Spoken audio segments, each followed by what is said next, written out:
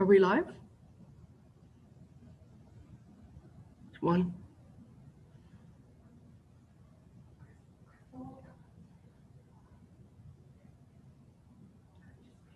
Chair Alcock, we are live and you are ready to go. Okay, that's great. Thank you. So I would like to call this meeting to order and welcome everyone to the hearing. The meeting is being held electronically in accordance with Section 238 of the Municipal Act 2001. The procedures for the meeting are as per the town's procedural bylaw and the electronic meeting protocol during emergencies. I will now ask the recording secretary to conduct a roll call of members present. I will now call the roll of committee. Chair Deputy Mayor Nancy Alcock. Present. Councillor Jason Fitzgerald.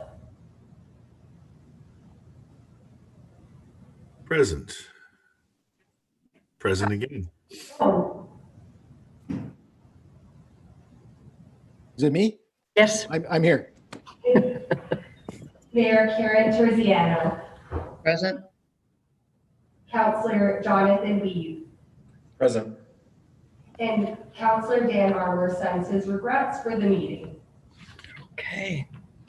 Thank you very much for that. So I do have a motion moved by Councillor Fitzgerald, seconded by Councillor Stone. It is recommended that the Planning Committee agenda dated October 14th, 2020 be hereby adopted as printed and circulated. All those in favor? And that carries. Thank you. So at this point, I would ask, are there any disclosures of pecuniary interest? All right. I'm looking online. Seeing none. The next item on our agenda was just having the meeting minutes for information. So at this point, I would go right into the public meeting, and I would like to welcome everyone to the public portion of the meeting to consider applications to amend zoning bylaw 2008 pursuant to Section 34 of the Planning Act. The procedure of the public meeting will be as follows. A brief explanation of the purpose and effect of the application and any correspondence received to date will be given by staff. The applicant or their representative will be asked to provide any additional comments without repeating the information already outlined by staff. Any members of the public present will then be permitted to ask questions or provide comments respecting the applications. Committee will then have the opportunity to question the applicant, the planner, or anyone giving presentations. Once the public meeting is concluded, the input received and proposed amendments will be considered by committee and council. Any persons making representation are requested to first state their name and mailing address. Please note that presentations are limited to 10 minutes. Please be informed that an appellant must provide an oral submission at the public meeting or written submission prior to the passage of the zoning bylaw. Otherwise, the local planning appeal tribunal may dismiss the appeal. If you wish to be notified of the passage of a zoning bylaw, you must file either with the recording secretary or with the clerk a written request for notification prior to the passage of the proposed zoning bylaw. Each notice of complete application and public meeting included an explanation of the purpose and effect of the proposed amendment, and notice was required to be posted at the subject lands. Notice was therefore considered to have been provided in accordance with the provisions of the Planning Act and applicable sections of the Huntsville Official Plan. And with that, we will now deal with the first application, which is Z26-2020 HT ClubLink Corporation. And I would ask Curtis, it is over to you. Thank you, Chair Alcock, members of committee, and those members of the public watching today. The subject properties are generally located around 245 Grandview Drive North. The lot is designated recreational resort residential and open space and zoned open space golf course. The purpose and effect of this application is to rezone the lands from an open space golf course zone to an open space golf course zone with an exception to include an educational institution as an additional permitted use within the existing facilities only, The amendment would allow a private school to operate within the existing golf course facilities on the lot and limit the number of students to a maximum of 130. On September 28th, Council approved a similar application at Hidden Valley Highland Ski Area to permit an educational institution within the existing facilities. The school is now proposing to utilize both the Hidden Valley and Grandview properties during each business's respective off-season. In this instance, the proposed educational institution would utilize the existing golf course clubhouse and associated facilities at their primary place of learning. However, the school aims to provide a progressive outdoor orientated learning experience, so much of the grounds are expected to be used. The official plan states that educational uses with the primary purpose of serving the health, educational, or social needs of the community may be permitted in any land use designation. The plan provides guidelines to ensure compatibility between new institutional uses and areas in which they are located. In this case, the existing golf course facilities have appropriate access and ample parking to accommodate the pickup and drop off of students. Additionally, the existing facilities are anticipated to provide appropriate space and amenities to accommodate the use. The application was circulated in accordance with the provisions of the Planning Act, and no objections have been received. The application appears to conform to the policies of the town's official plan and provincial policy statement, and therefore staff are recommending approval.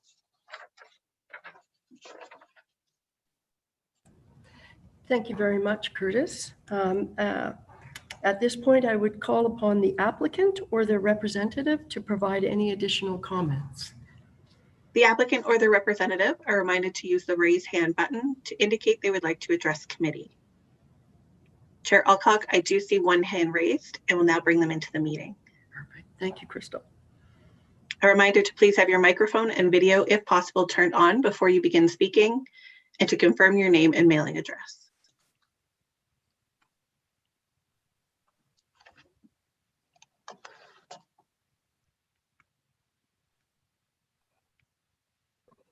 Good afternoon, Madam Chairman and committee members. Wayne Simpson and Associates, 3-76 King William Street, Huntsville, P1H1E4. Here representing ClubLink today. Appreciate the synopsis that Curtis has provided.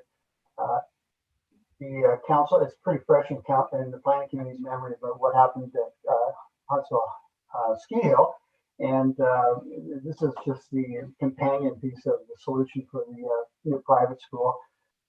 When they get bounced out of the ski hill for the ski season, they'll be able to come over to Grandview to the golf course. And then when they get bounced out of that because of the golf reestablishing itself, then they'll go back to the ski hill. So it's a temporary solution. The facility is well suited for it. It's designed for May I apologize. I'm just interrupting for 1 sec. Can you turn up the volume or something, because you sound a bit like you're in a tunnel? Oh, I don't know if everybody feels that way, but I'll try that. Is that any better? You're still in a tunnel. Oh, But- well, maybe if you're just closer to, I don't know, I'm not an IT person, obviously, but or if you're close now, maybe try speaking now. okay, I appreciate that. I'm going to sit closer to my computer. That's a bit better. Yeah. Thank you. Sorry. No, it's fine. So as I was saying, the golf course is designed for assembly occupancy, so there's no issues in terms of code requirements. And one of the questions that was raised during our initial discussions with Curtis was the access to the facility all winter. It's a good length of private roadway going in. And ClubLink does have 8 full-time personnel on property, and they maintain the road and keep it plowed out throughout the whole winter. So there would be no issues in terms of getting school buses in or cars in to drop people off and pick them up at the end of the day. So we would hope that the committee would look favorably upon it. I know that the school is really anxious to have this other part of their problems resolved. And Jerry Feltus from ClubLink is also online, should there be any questions that you wanted to direct to ClubLink itself. And I thank you very much. Sorry about that. Thank you very much for that. And actually, I'm going to ask, rather than send you back, Wayne, if you wouldn't mind turning off your video and staying while I go to the next point, which is I would ask if there are any members of the public who would like to address committee on this application. Members of the public are reminded to use the raise hand button to indicate they would like to address committee.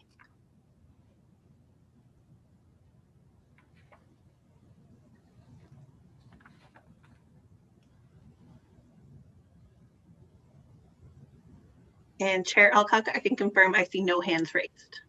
Okay, thank you for that, Crystal. So at this point, before I ask committee if they have any questions, I will read the motion that we do have before us, which has been moved by Councillor Stone and seconded by Councillor Wiebe. It is recommended that Planning Committee approve a zoning bylaw amendment Z26/2020 HDE, changing the zoning from an open space golf course zone to an open space golf course zone with an exception to include an educational institution as an additional permitted use within the existing facilities only, and to limit the number of students to a maximum of 130. So with that, I would ask if there are any questions or comments from committee members. All right, seeing none, I believe it's okay if Wayne stays in the picture. Would Crystal, perhaps you could send Wayne back before I call the vote? I think you have. So with that, I would call the question. All those in favor? And that carries unanimously. Thank you. Thank you for that. All right. My apologies. I am now going back. Thank you. Curtis is finished, and I'm going to ask Richard if you could speak to S 2020-04 and C 2020-05 Berezek 120 Town Line Road East. Sure. Thank you, Madam Chair. Good afternoon to you and members of the committee and members of the public who are watching. Through you, Madam Chair, the subject property is located at 120 Town Line Road East. And to recap, the owner applied to the District of Muskoka for approval of a 14-lot residential subdivision, as well as a block containing a condominium road to service each lot and provide access to Forbes Hill Drive over an existing private road known as Town Line Road East. Committee will recall that staff presented these applications in report DEV 2020-89 last month on September 16th, 2020. After considering the matter, committee voted to postpone the matter to allow staff to consult further with the applicant regarding a list of concerns identified by the committee, which included additional consideration of climate change resiliency and sustainability elements, trail development and connectivity opportunities, and mitigation of environmental impacts. This matter is back before committee today as staff consulted with the proponent further. The proponent also submitted correspondence to the mayor and members of council to address the issues raised during the meeting. Based on discussions during the September 2016 Planning Committee meeting, measures were considered and incorporated as necessary within a revised list of conditions of approval. Notably, concerns relating to trail development and connectivity and additional environmental protection measures were discussed with the applicant and the District of Muskoka.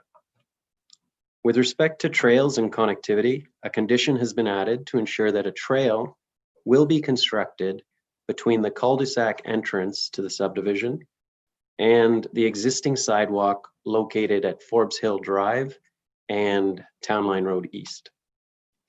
The intersection, I mean.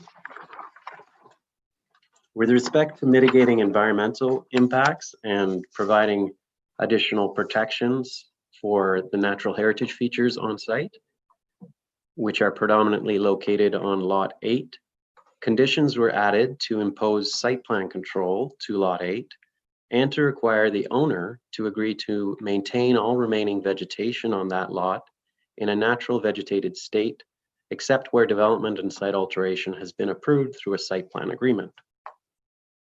On the matter of considering sustainability and climate change resiliency, it was observed that the proposal already incorporated retention of a significant amount of vegetation surrounding the development area and included appropriate low-impact stormwater management measures, such as on-site conveyance, on-site level and conveyance quality and quantity controls, like downspouts and soak-away pits and rain gardens. As such, no additional measures were required to be incorporated. In view of the additional measures discussed and based on the assessments contained in our previous report, staff have no concerns with the applicant receiving draft approval by the District of Muskoka, subject to the conditions recommended in our report. And I'd be happy to take any questions. And also, Madam Chair, just so you are aware, I do have ready to share on screen a copy of the proponent's rendering of what the community may look like post-development, if it helps. And that's all I have today. Thank you for that, Richard. My apologies. I thought this was part of our public meeting. It is not? No. Okay, then I don't think it's too late for me to wrap up the public meeting. My apologies. So this is a bit unusual, but I need to say this. Now that all comments have been received, I declare these public meetings respecting the above applications to be concluded. And now, we just heard, I can see, my apologies. Anyway, so Richard, you've already done your presentation. Now that I've concluded the public part, I will go back to where we were, which is I will, we're not doing, I guess, the applicant, this is just Richard. So at this point, I'm going to read the motion. My apologies. I've been thrown off my game a little bit here.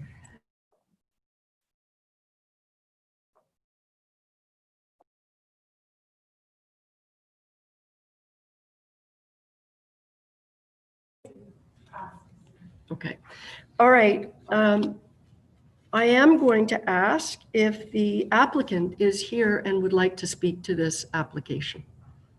The applicant or their representative are reminded to use the raise hand button to indicate they would like to address committee.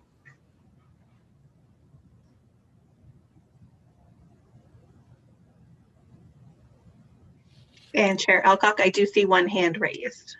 Thank you, Crystal.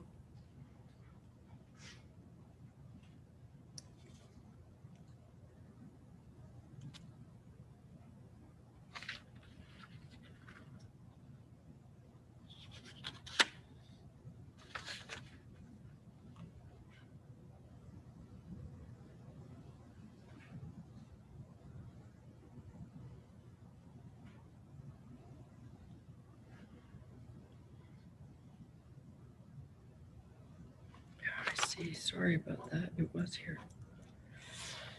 I'm totally off my game.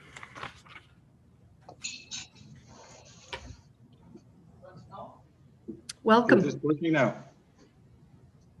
Good afternoon. Good afternoon.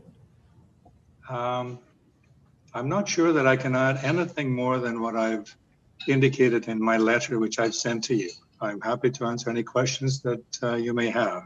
Okay. Thank you for that, Mr. Berezik. And if you could stay, and I will ask that you turn your video off, or maybe it doesn't matter.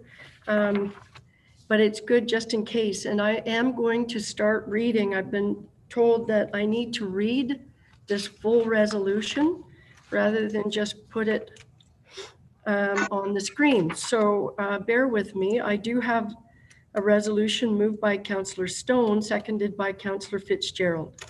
It is recommended that Council recommend to the District of Muskoka that draft plan of subdivision application S 2020-4 part of Lot 16, Concession 1, former Township of Chaffey, Town of Huntsville, and common element of condominium description C 2020-05 be approved conditional upon the following. The owner shall convey lands in an amount equal to 5% of the lands included in the plan to the Town of Huntsville for park or other recreational purposes pursuant to Section 51.11 of the Planning Act, RSO 74 through 85, page 2 of 95, 1990. As amended, alternatively, the Town of Huntsville may require cash in lieu of all or a portion of the parkland dedication in accordance with Section 51.1.3 of the Planning Act, RSO 1990, as amended. Next, Lot 8 shall be subject to site plan control in accordance with the Section 3.6 of the Town of Huntsville Site Plan Control Bylaw, Bylaw 2014-127, to ensure necessary environmental protection and impact mitigation measures will be addressed to the satisfaction of the Town of Huntsville. Next, prior to final approval being granted, the Town of Huntsville shall confirm that the final plan is in compliance with the zoning bylaw in effect. And prior to final approval being granted, the District of Muskoka shall assume ownership of existing town-owned water and sewer infrastructure required to service the subject lands.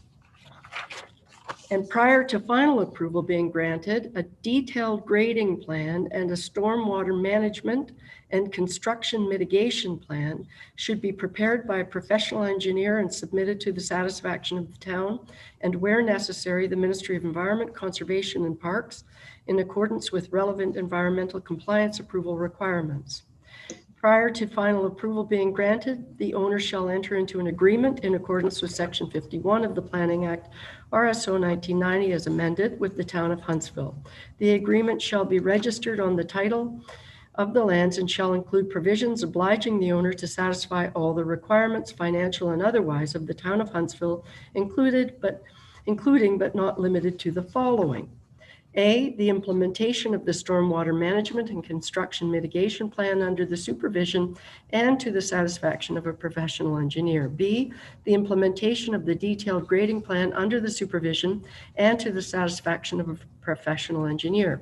C, the construction of a pedestrian path between the proposed entrance to the cul-de-sac and the Forbes Hill Drive and Town Line Road East intersection along the private portion of Town Line Road East, that is to form part of the common element road. D, all vegetation on Lot 8 shall be maintained within a natural self-sustaining vegetated state and no site alteration. Vegetation and tree clearing shall be permitted except where development and site alteration is authorized through a site plan agreement with the Town of Huntsville. E, the implementation of the recommendations contained in the final approved environmental impact study prepared by Riverstone Environmental Solutions, Inc., the final approved functioning servicing report prepared by Pinestone Engineering Limited, and the Stage 1 archaeological resources assessment prepared by Woodland Heritage Northeast Limited. Finally, prior to final approval being granted, the owner shall ensure to the satisfaction of the Town of Huntsville that the condominium description is in compliance with the requirements of the agreement with the Town of Huntsville as amended pursuant to the Planning Act, RSO 1990, as amended, and that Planning Committee recommend to Council that the Mayor and Clerk be authorized to sign any necessary documentation related to draft plan of subdivision application S 2020-04 and common element condominium description C 2020-05. So with that, I would ask, are there any questions or comments from committee? Okay, I think Mayor Terziano was first, followed by Councillor Weed. Thank you, Madam Chair. I have actually two questions. I think first, Richard, can you clarify for me, Lot 8, is that the entire piece of the property that's actually being developed? That's being referred to as Lot 8? Through you, Madam Chair, thank you for that question. Lot 8 is the largest of the 14 lots. It is 5.1. Sorry, Richard, hectares. would everybody like to see this, like on the screen, or are you comfortable with just the description? Actually, if it is a piece of the entire property, I would like to see it. There wasn't a map of it included in the report. Right, there wasn't. So If we could, could you put that up on the screen? That would be very, on the screen, that would be very helpful. Yes, I certainly can. I'm going to just pull up the previous staff report, which had the plan as an attachment.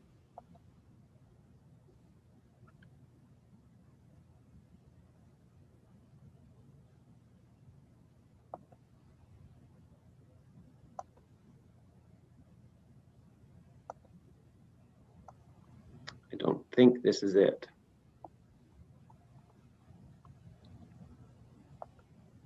I apologize.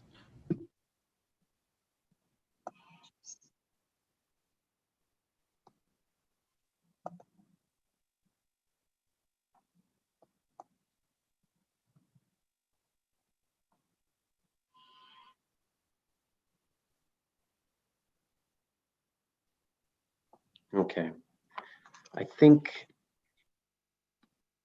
can you see that, everyone? Nope. Ah. Did So you you share? don't see the draft plan? no, we still see your agenda. Yeah, You might have to stop sharing it first. Okay, I will try that. could I add perhaps, oh, maybe something's happening. I was thinking one of you guys could find it. Oh, Okay, how about something. now? Here we Yep. go. That's There. it. Thank you. So lot 8 is a very large, it's the remaining lands, right?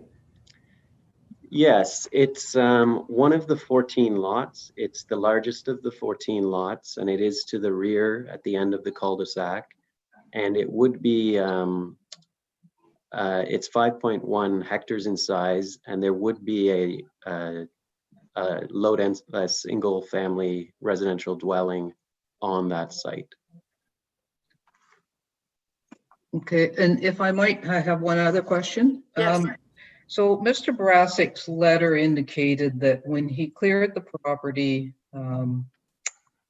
back, I think last February, the only part of the property that was cleared was 15%. And I just wanted to confirm that all of those lots that have been cleared out is only the equivalent of 15% of the entire property?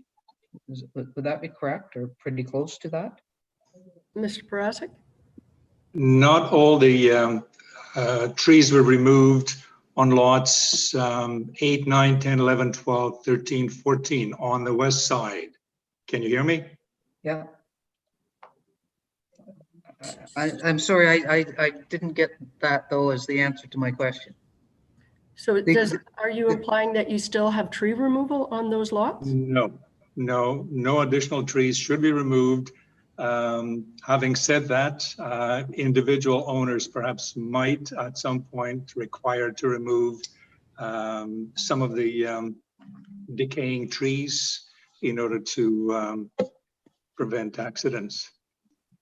So I guess let me rephrase what I'm getting at. The current 14 lots, including lot 8, the land that's been cleared is no more than 15% of the entire property? Approximately, yes. Yes. Okay, and actually, I think I know your letter stated that, so my question was really to Richard for confirmation.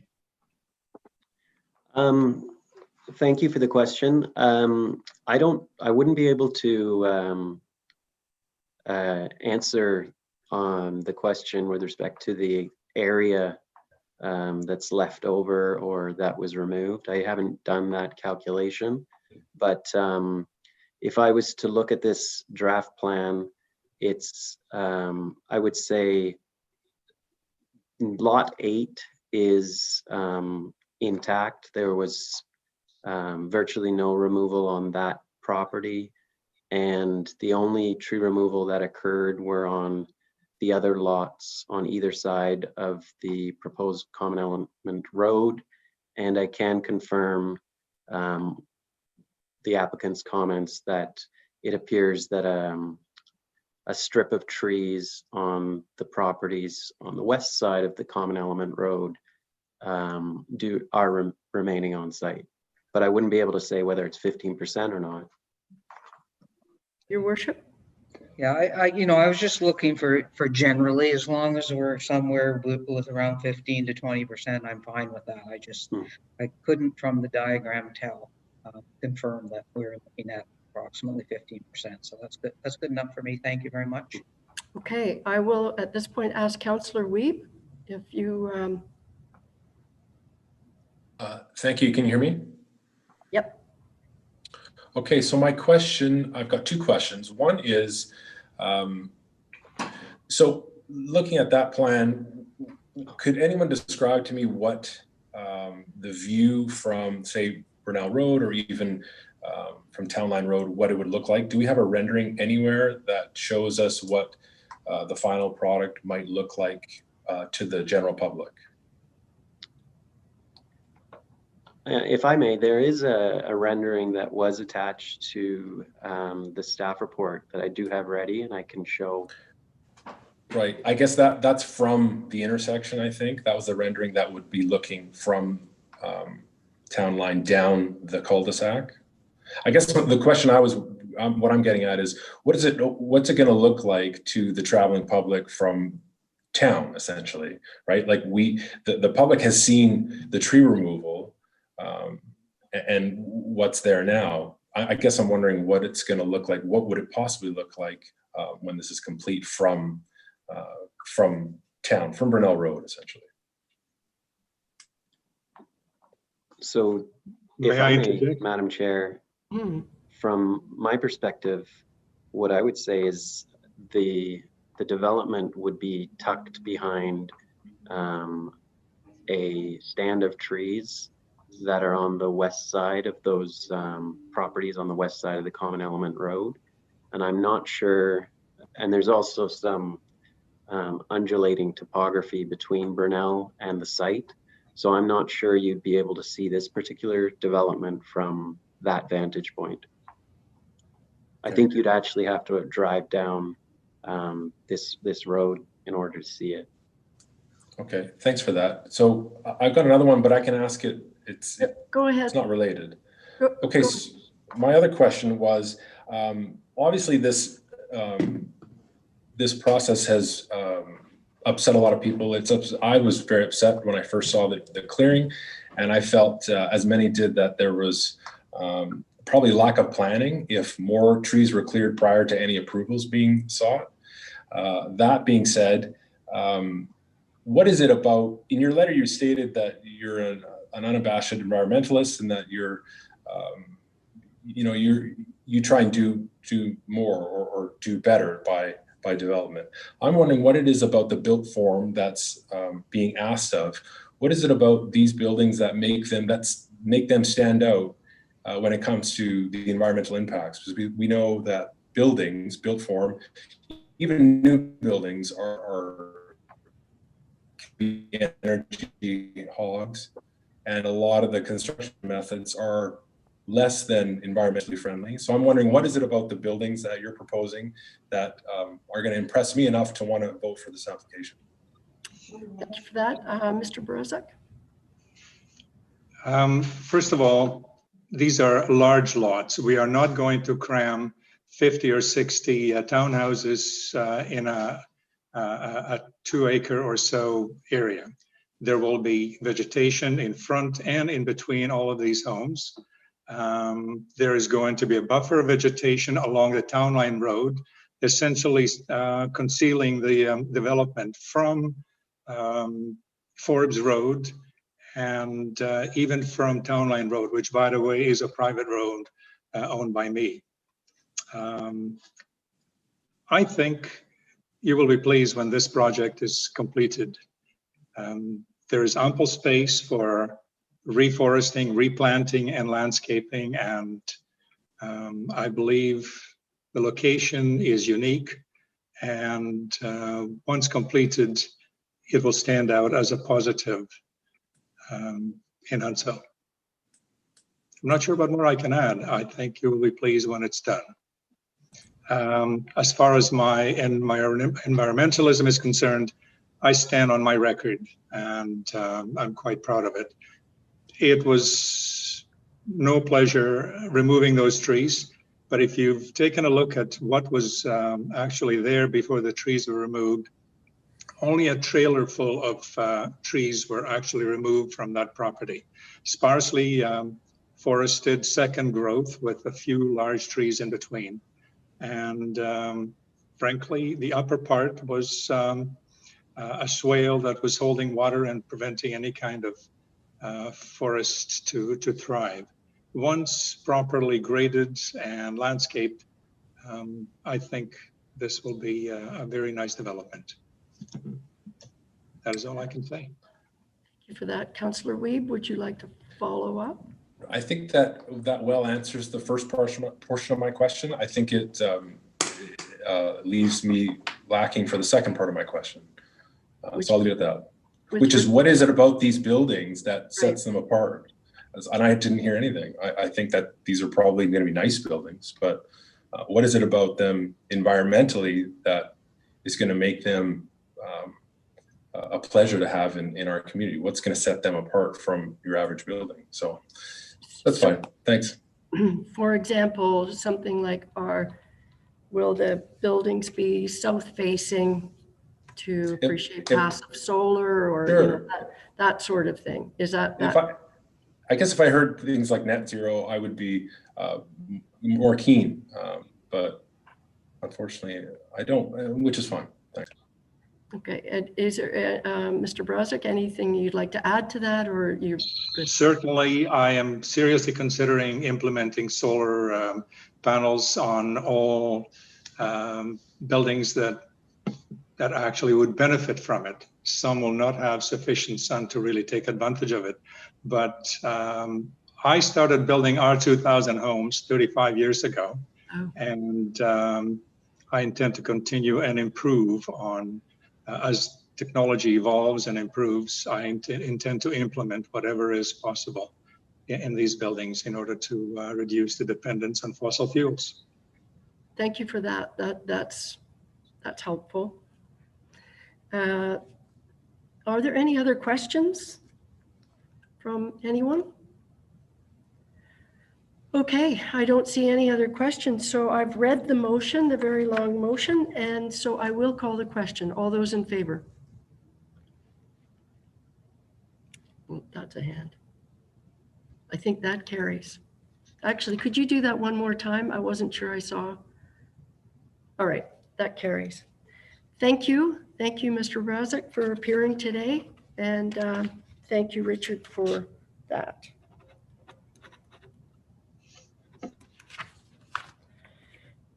And you're staying, and we're moving on to our final item on the agenda, and that is an update on our community planning permit bylaw and the final work plan and the community engagement strategy.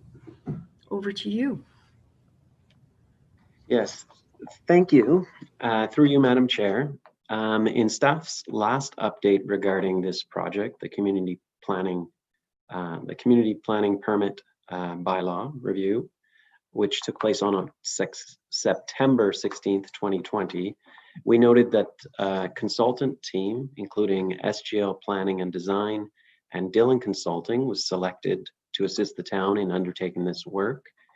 And since that time, staff worked with this team to finalize the project's work plan and develop a community engagement strategy. And these items are being shared with committee today. The final work plan for this project is contained in attachment 1 to the report, and the community engagement strategy developed for this project is contained in attachment number 2. With respect to the work plan, additional details have been added based on the contents of the community engagement strategy and associated tasks. However, the overall phases of work and the timeline remain the same as previously presented. So there are still 5 phases in total, and the project is scheduled to be concluded by May 2021. This, the community engagement strategy that's attached identifies the approach for guiding engagement efforts required to support the project. The strategy identifies risks to be avoided, the stakeholders whom should be engaged, and describes details on how and when this engagement should occur. It also identifies engagement objectives and key measures that will help structure engagement efforts. Finally, the strategy ties these elements together into an implementation plan. At a high level, the strategy and associated implementation plan employ a variety of approaches to help obtain stakeholder feedback at various phases of the bylaw development process, as the project moves from the broad background research phases to distilling these concepts to stakeholders, from reviewing the options and setting appropriate directions for draft bylaw development, and from draft bylaw preparation to finalization of the bylaw itself. The tools and techniques included facilitated stakeholder workshops, targeted stakeholder outreach by town staff, virtual open houses, and web-based engagement using a project web page to provide content and seek input using an online hub, and leveraging myhuntsville.ca to do that.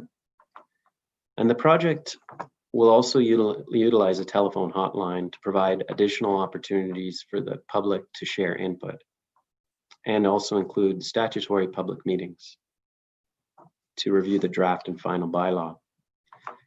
The figure entitled Engagement and Work Plan Timeline, which is attachment 3 to the report, ties both the work plan and the engagement strategy together, showing how these pieces fit together. The project is currently in the project initiation phase, phase 1, but with the deliverables completed, the deliverables presented today complete, we'll be moving to phase 2 of the project, which is technical review and issues identification. As can be seen on the timeline, a background review and directions report will be the next deliverable, and this item will be presented to Planning Committee for input and endorsement towards the end of the year, prior to finalizing and commencing engagement and consultation in the new year. Thank you for this opportunity to explain these materials, and I'd be happy to answer any questions the committee may have. Okay, thank you for that, Richard. Does anyone have any questions of Richard with respect to the plan? I do. And just a couple, if I may, and if anyone wants to put a hand up. So I was looking at the stakeholder group, and I know we had a discussion around this last week, and I know that we sort of moved from having a stakeholder advisory group into the workshop idea, but I see we still have a stakeholder advisory group, and the makeup of it, it's a curious one because there are a lot of lake community associations, in fact, all of them, which is good. That makes lots of sense.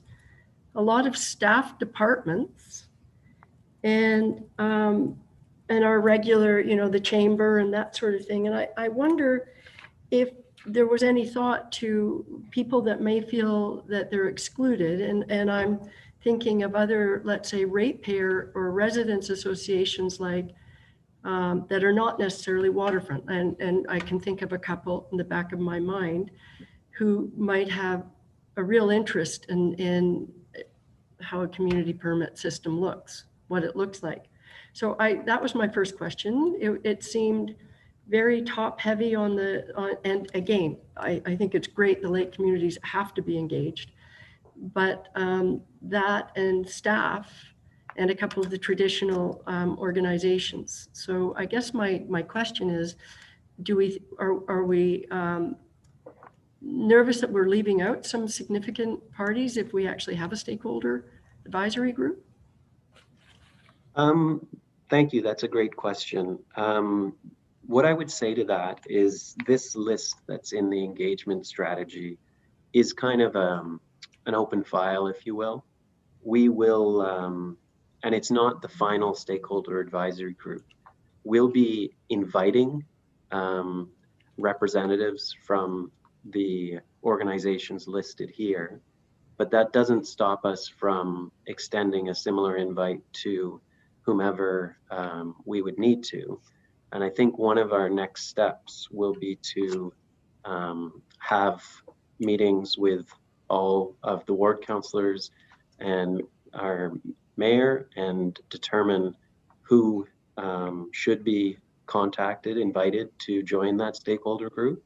And I think that would be a good way of addressing that limitation that you're pointing out. Okay, And we're happy to do that.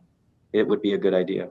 that's terrific. Okay, I do have another question, but I noticed Councillor Stone. Thank you for that, Richard. That's helpful. Councillor Stone. Thank you.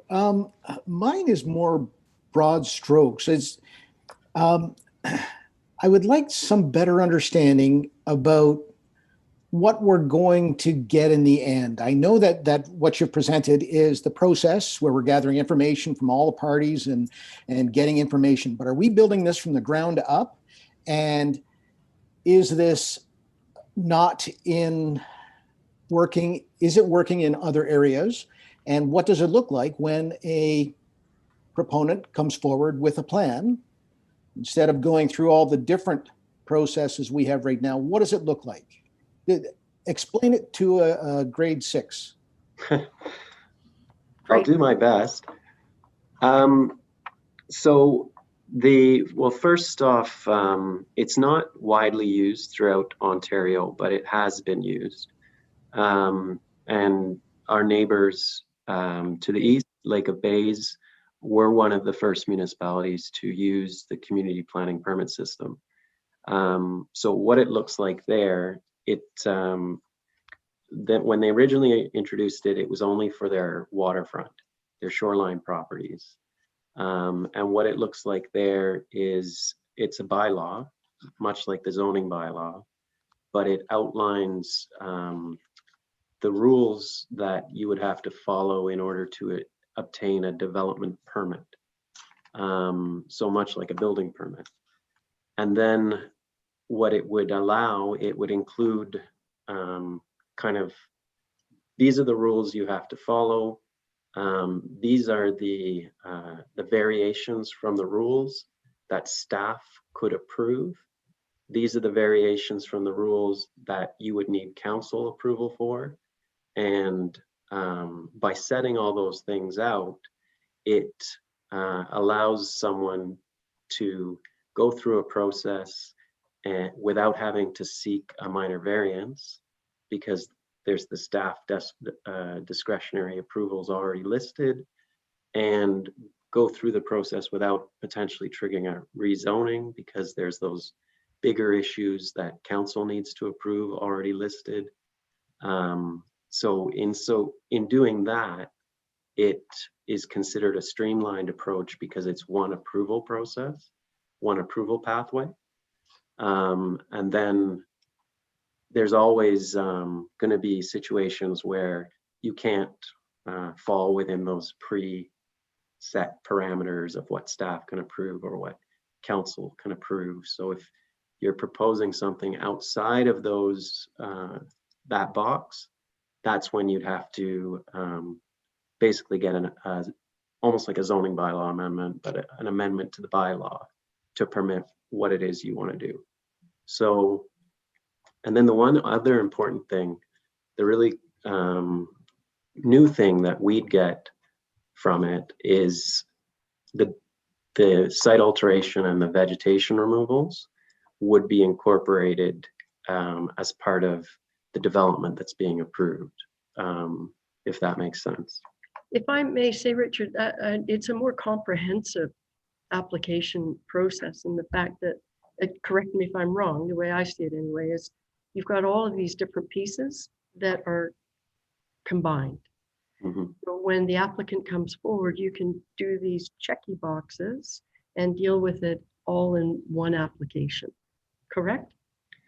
Yeah, It's that's more efficient, frankly, it's more efficient, and my understanding in Lake of Bays, the lake associations like it because it appears to be more thorough. And there, you know, more sort of checks in it. yeah. Yeah, I- that's right. One I can other just- thing to point out is there are other municipalities that are seeing the benefits. So Innisfil is one that has put in a community planning permit bylaw. Again, it's targeted mostly on their Lake Simcoe shoreline areas, but or their waterfront areas. So I think what's unique about what we're hoping to do here is to extend the area that would be subject to the permitting system beyond the waterfront. And just as an FYI, that's something Lake of Bays is currently doing. They've seen the benefit of the system and the bylaw, and they're extending the scope of the permitting system to the rest of their municipality, if that helps. Councillor Stone? Yeah, wonderful. Thank you for that. Thanks for dumbing it down for me. Yeah, I really appreciate that. Is it done all at once, or is it done in stages? Like, does somebody, it's a comprehensive plan that they bring forward and you check all the boxes and so, or is it done, you do the first part and then you get rolling and you come back, or is it all done at once? And with that, I'm concerned about public notification about what's going on and how does that work with this process? Great question. Richard? Yeah, so just so I'm clear, you're talking about the actual, once the bylaw is in place and someone's submitting an application, is it like a one step? Okay, yeah. So the way, my understanding of the way it would work is it is an application process where you'd, similar to how our site plan application process works now, you'd approach the town with your proposal. You'd learn about what the rules are and what areas of flexibility exist in terms of the staff discretionary approvals versus the council discretionary approvals. And then you'd be able to determine what it is you want to build and then proceed through that development permit process. So just one application, but it could go different paths, if you know what I mean. And it's up to the proponent and the town planners to figure out how best to guide an application through that pathway. So in terms of the notice, so that's one thing that does change through this process is whereas through like a minor variance or a zoning bylaw amendment where you're asking for relief from the zoning standards, it does go through a public process at that point. And in going through a public process at that point, notice is provided accordingly under the Planning Act. So that does change through this process. There would be no public process if your application falls within the preset parameters. So no notice. The idea and why we've spent so much time focusing on a community engagement strategy is because there's no notice through a normal application. Once this system is in place, we really need to spend time up front to identify how this system is going to work in practice and those rules of engagement that will be followed through the process. So we are very conscious of that being a limitation, And that's why we're really focusing on community engagement at this point. And that's why it's going to be really critical to make sure we hit as many of these groups that Chair Elcock has said need to be talked to, so that we can, A, get them on side, but B, make sure their vision is known and incorporated into the process. But that's another thing that helps streamline the process, is because there's less need to go to the public for variation. It's a more streamlined process. If I can just add one more thing, just so regarding the public notification, I hope that there is large and extensive notification to the surrounding neighbors. So if there is a hue and cry, we can mitigate those things along with the proponent long before trees start coming down. So that would be my want in this. Okay. Thank you for that. I can see Richard's making notes. Yeah. Good. Yeah, and it's not like we don't, and maybe our director Maxwell can help with this, but it's not like we can't include notification. It's just that it's not necessarily a requirement for each application. But if we wanted to identify certain notification requirements for certain types of applications, I believe that could be worked into this process. Good. We can work on that. Good. I noticed, thank you for that. Councillor Wiebe. Thank you, Chair Elcock. I absolutely understand the process as it relates to a new application and the steps one would take to develop a piece of land. I'm not totally clear on how it relates to things that are already existing or activities that take place where there is no permit. I mean, for example, we talked about a fence bylaw being better suited for the community planning permit and trees on private lots. How do those smaller sort of factors play into this process? How does for example, the fence bylaw and heights and whatnot, how's that enforced, or how is that communicated through this process?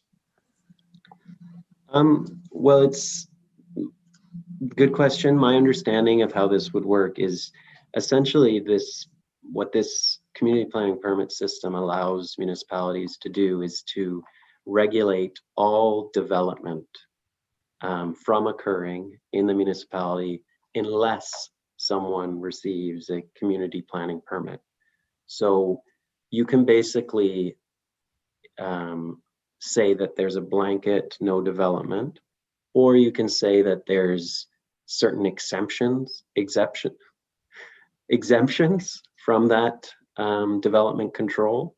So you can really you can decide how you want to use this, and if fences are something that you wanted to exempt from community planning permits, then you could.